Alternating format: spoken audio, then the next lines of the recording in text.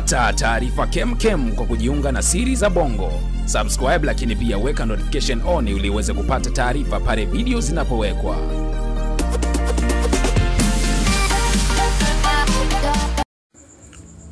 Yes.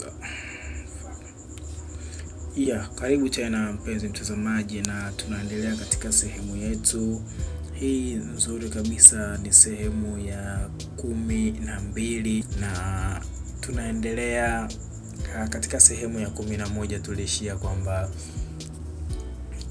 Tulishia ambapo dada yule yupo kanisani na mchungaji ambaye alikuwa akimwombea alikuwa ana pete za dhahabu. Ndipo dada Margaret alikata tamaa kabisa, akidhani kwamba pale hakuna msaada wa aina yoyote ile. Lakini naomba tuendelee mbele kidogo, alafu tutakuja kuendelea tena na story ya dada huyu, kwa sababu hata mwanzo pia story yake tuliwekewa wakati. Kwa hiyo naomba kidogo hapo tutakuwa tunaenda mbele na kurudi nyuma. Kuna baadhi ya stories zitakuwa zinatueleza, ili uweze kuelewa story ya nyuma inabidi uende mbele. Nafikiri tutakuwa tumeelewana mpenzi mtazamaji. Basi tuendelee na story yetu hii ambayo imeandikwa na mwandishi ambaye anafahamika kama Kaka Kendi au Simba Mpole, ambao unaweza kumpata kwa nambari zake za simu au kumcheki katika WhatsApp yake ni 0653410187, ambapo anapatikana Moshi, Tanga, Dar es Salaam. Hapo ndipo unaweza ukampata Kaka Kendi. Basi tuende katika sehemu yetu ya 12. Kaka Kendi anatuambia kwamba tabia ya Angel Devil ilianza kubadilika, na hii ni baada ya mzimu wa mama yangu kumtokea na kumwambia kwamba waniache au waniue kabisa, kuliko kunipa mateso ya kulala makaburini usiku bila kujali baridi au mvua. Ingawa mama yangu alijua kwamba mimi ndiye chanzo cha kifo chake, lakini huruma ya mama kwa mtoto bado alikuwa nayo. Tabia hii ya Angel Devil, mwanamke ambaye niliozeshwa na chama cha Freemason, ilibadilika, na hapo ndipo mwanzo wa kuona vimbwanga vya kila aina vilipoanza. Mwanzo alikuwa akichelewa kurudi usiku, ananigongea mlango na mfungulia, lakini sasa hivi nikikurupuka tu usingizini na mkuta amelala pembeni yangu, wakati mlango niliufunga na kitasa. Alinipa wakati mgumu kujiuliza maswali mengi bila majibu. Basi niliamua kumfuata kiongozi msaidizi wa Lucifer ili kumuuliza maswali kadha wa kadha kuhusu Angel Devil. Kiongozi hakuwa na majibu ya uhakika, isipokuwa aliniambia, ni hatua ya maisha, unapaswa kuizoea kijana. Ndipo nilipokaza moyo na kumuuliza Angel Devil, kulikoni? Maana siku hizi unaingia ndani bila kugonga mlango. Angel aliniambia kwamba kuna kazi naenda kufanya kanisani, Church of Satan, usiku nikirudi nitakupa majibu. Basi nilikuwa na kiu ya kusikia yapi Angel atanieleza. Majira ya saa 8 usiku Angel alirudi na kunikuta bado nipo macho. Sikuchelewa, nilimwomba majibu juu ya maswali niliyomuuliza mchana. Angel aliniambia baba yake alipojiunga na Freemason ililazimishwa kuzaa na jini, ndipo yeye akazaliwa. Baba yake alijenga nyumba kubwa maeneo ya Masaki, lakini alikuwa akiishi peke yake. Yeye na mama yake waliishi kuzimu ndogo, ambapo watu wanaotolewa kafara ndipo wanapoishi. Alipitia mafunzo yote, hasa yale ya kuua kimya kimya. Baada ya kuwa mkubwa aliendelea kuishi na baba yake Masaki, huku akifanya kazi za shetani Mbezi. Hivyo bado ana asili ya jini ndani yake. Angel Devil aliendelea kusema kwamba kuzimu ndogo walikuwa wakizalisha virusi vya ukimwi na kuvisambaza nchi zile ambazo ugonjwa huu haupo, lengo likiwa ni kupunguza watu katika dunia ili kurahisisha kuwepo kwa one world satanic government, yani serikali ya Freemason dunia nzima. Ugonjwa huu ulianza kutengenezwa huko Ufaransa na wenzake na kuipa jina la AIDS. Maana yake ni American Idea Destroy Sex, mpango wa kuwaua Wamarekani kupitia mapenzi. Kwa kuwa walilenga kuwaua Wamarekani kwanza kwa sababu wao ndio wengi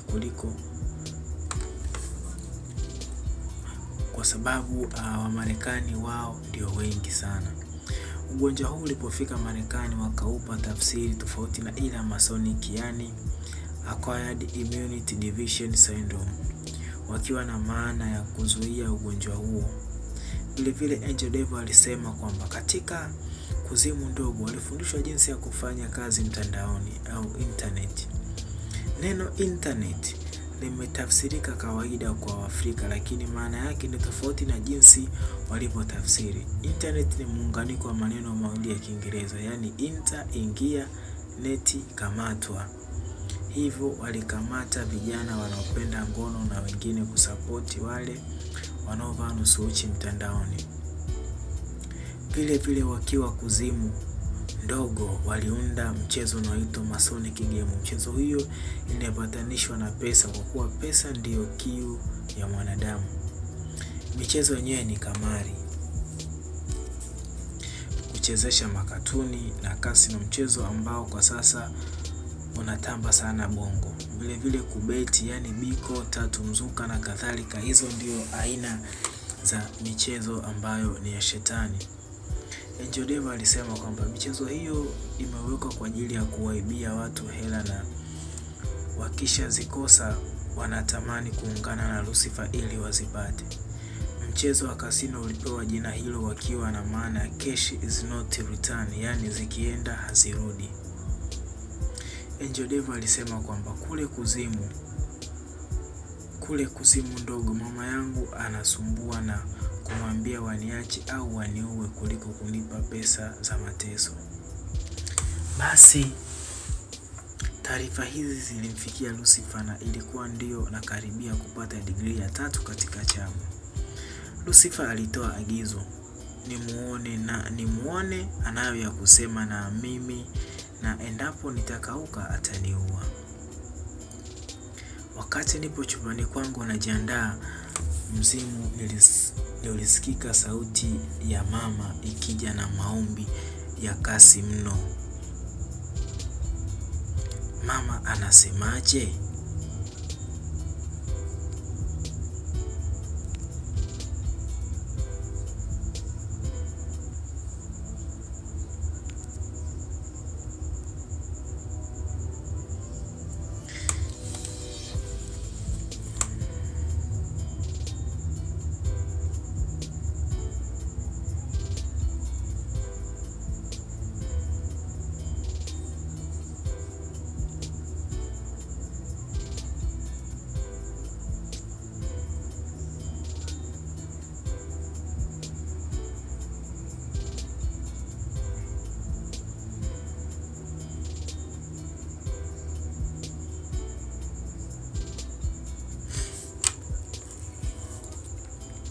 Mama alikuja na maombi ya kasi akiniambia kwamba Freemason wanahitaji kuniua.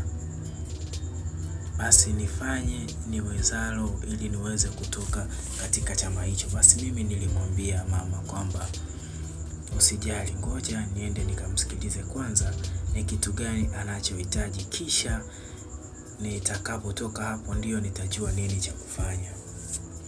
Basi nilikwenda kuonana na Lucifer na tukaweka kikao. Baada ya kikao kuisha, nilirudi nyumbani. Hakika niligubikwa na wimbi la mawazo kutokana na agizo gumu nililopewa na Lucifer.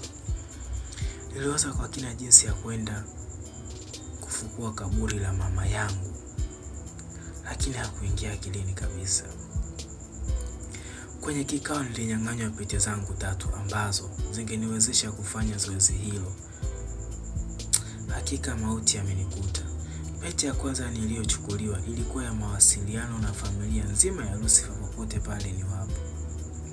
Pete ya pili ilikuwa ni ile ya nguvu binafsi ndio wanaokiwezesha kwenda popote duniani nyakati za usiku. Pete ya 3 niliyonyang'anywa ilikuwa ni pete ya utajiri ambao ndio kiboko ya pete zote. Pete hiyo inatumika hasa kwa watumishi wa nyumba za ibada ambao ni Freemason. Ina uwezo wa kuita mapepo, majini 36 na yakaamua kudondosha au kupagawisha waumini wote kwenye nyumba hiyo ya ibada. Pia pete hii ina uwezo wa kuwashawishi muumini kutoa pesa nyingi alizonazo kama sadaka. Pete hii nilinyang'anywa ilikuwa ina nguvu ya chuma ulete, yani mtu akija dukani kwako atanunua hadi amalize pesa zake zote. Pete hii inatumiwa na wanasiasa na watu wa kada mbalimbali ili kupandishwa vyeo kwa sababu ina mvuto. Basi nilinyang'anywa pete hizi 3 mpaka nifanikishe zoezi ndipo nirudishiwe. Ulinzi wa hali ya juu niliwekewa, yani kila ninapokwenda Angel Devil alikuwa nyuma yangu. Ilikuwa usiku wa saa 6. Angel Devil alichukua jembe kisha akanishika mkono ili twende makaburini kwa ajili ya kutimiza agizo la Lucifer. Siku hiyo ilikuwa ya ajabu sana. Tulikuta umati wa watu wengi sana makaburini, kitu ambacho hakijawahi kutokea. Kukuta makundi ya watu usiku wakiwa makaburini. Angel Devil aliniambia nahisi zoezi limekwama kwa sababu tutapokuta tunafukua kaburi usiku huu tutajikuta kwenye mikono ya sheria. Tulikaa sehemu kusudi watu wale waondoke, lakini kadri muda ulivyosonga ndivyo alivyozidi kuongezeka. Nilimwambia Angel nahisi Mungu anampenda sana mama yangu, kwa sababu kila nikijaribu kufanya jambo kunakuwa na kizuizi mbele yake. Wakati atolee hili wala lile Lucifer alitokea, mbona hufanya agizo lililokuleta? Nilimjibu, umati wa watu ndio umenizuia. Alicheka sana kisha akaanza kujitapa. Mimi mambo yangu ni asiri sana. Unaweza ukafukua kaburi na mtu asikuone. Ndio maana nimeficha hadi kwenye klabu za soka na hakuna shabiki anayejua, bali wengi wao ndo kwanza wananitukuza. Lucifer alisema mfano iliyo hai ni klabu wa Madrid. Yeye namba ya t-shirt mbele imeandikwa Buin. Maana Buin ni better and win, yani kampuni ya kamari. Hivyo mtu yote anayevaa t-shirt hii ananisujudia kwa kutangaza biashara ya wizi au kamari. Lucifer pia aliendelea kusema kwamba kuna devil worshipper club kama Manchester United, jina lotano wanaita the Red Devils, yani mashetani wekundu. Alisema muasisi wa klabu hii alikuwa ni Queen Elizabeth, ambaye ndiye binadamu pekee duniani aliyefikisha degree 37 dunia nzima katika chama cha Freemason. Lucifer aliendelea kusema kwamba kwa kuwa katika chama cha Freemason mtu akifikisha degree ya 33 anastahili kuitwa Mungu na walio chini yake kumsujudia. Basi kuna watu wanaomsujudia Queen Elizabeth bila wao kujua. Klabu hiyo inatoa kafara hasa kwa mashabiki sugu, ndio maana kuna watu Ulaya wanajinyonga pindi klabu yao inaposhindwa. Hizi sio akili zao, bali ni msukumo wa majini yaliyopo kwenye klabu hiyo na yanahitaji kafara ili kuongeza nguvu. Lucifer aliendelea kusema kwamba zipo klabu nyingi tu zinamtangaza na watu wanazipenda sana. Alisema kama waumini wa madhehebu mbalimbali wamekuwa wakivaa t-shirt hizo na kuingia nazo kwenye nyumba ya ibada. Mtu anapovaa t-shirt kwa mfano ya Manchester United anatangaza mashetani wekundu kwenye nyumba hizo. Lucifer aliendelea kujitapa kwamba anamiliki makampuni mbalimbali isipokuwa mengine yaliweka mgomo wa kutawaliwa na yeye. Alitolea mfano kampuni ya Sony ambayo kuna TV zinaitwa Panasonic. Alisema kuwa kampuni hizi zinamwakilisha na ndiyo maana kajificha kwenye jina hilo ili watu wasijue. Sony ni kifupi cha Freemason kwa nchi zilizoendelea. Nilizidi kumsikiliza Lucifer akijitamba, lakini niligundua kuwa anahisi roho ya kukata tamaa ndani yangu. Hivyo anajaribu kunipa moyo kwamba yeye ana fahari nyingi sana duniani. Alieleza vitu vingi sana kisha akasema nenda kafanya agizo nilokutuma, hakuna mtu yoyote atakaye kuona. Basi tulisogea mimi na Angel Devil karibu na kaburi huku wakiwa wameshika jembe. Watu walitutumbulia macho, cha ajabu eti hawatuoni. Nilipofika kwenye kaburi nikauchomoa msalaba ambao tuliweka siku ya mazishi ya mama.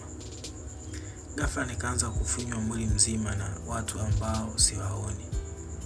Nilipiga kelele peke yangu kwa kulia, maana nilipatwa na maumivu makali hadi mwili ukawa na alama nyekundu za kufinywa.